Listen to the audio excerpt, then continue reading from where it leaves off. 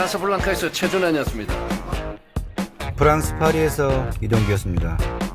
베트남 호치민에서 김민지였습니다. 보스턴 특파원 김인영이었습니다.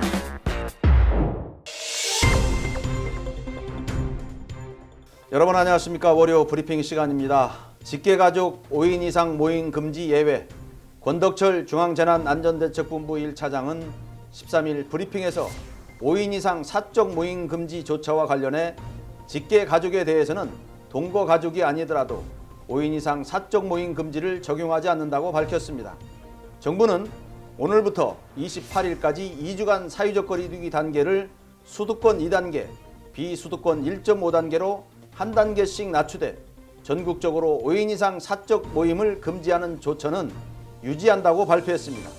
5인 이상 모임 금지 조치에 따라 설 연휴에도 직계가족이라고 하더라도 거주지가 다르면 5인 이상 모이지 못했습니다.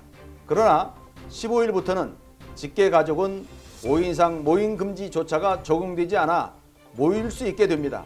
중대본 관계자는 직계가족만 5인 이상 모임 금지 조치 예의가 적용되고 부모님 없이 형제 혹은 자매끼리 만나는 경우는 예외 적용 대상에 포함되지 않는다고 설명했습니다. 코로나19 재확산 방지를 위해서는 국민들의 협조가 필요하다고 재차 당부했습니다. 다음 소식입니다. 1년 서울시장 후보자가 100년 공약을 제3후보의 돌풍, 제1야당의 위기감, 여야를 가리지 않는 진영 단일 후보 논의까지 펼쳐지고 있습니다.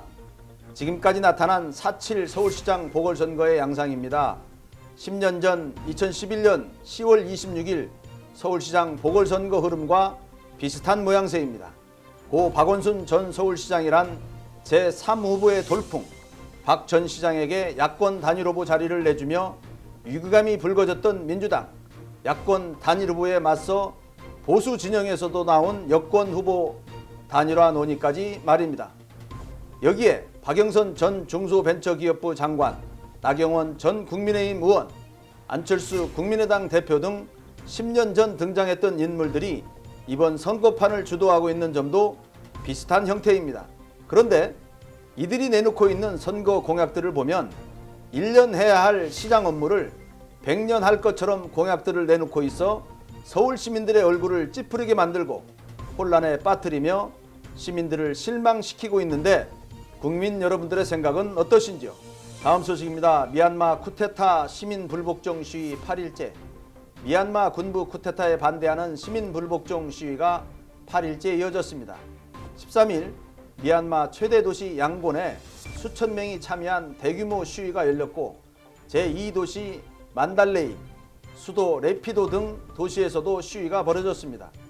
군부의 5인 이상 집회 금지 명령에도 불구하고 많은 국민들이 거리로 나왔습니다. 이날 미얀마 독립영웅이자 아웅산 수지 고문의 아버지인 아웅산 장군의 생일로 시위대는 아웅산 장군과 연관된 피켓을 들고 시위를 벌였습니다. 최근 군부는 야간에 체포작전을 벌이는데 이에 시위대는 야간 납치를 중단하라고 촉구했습니다.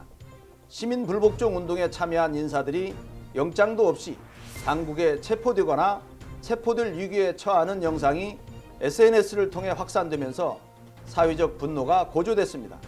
체포작전은 주로 야간에 이루어졌고 쿠데타 이후 공무원, 승려 등 350명 이상이 체포됐으며 이들은 적법한 절차를 밟지 않았습니다. 감사합니다.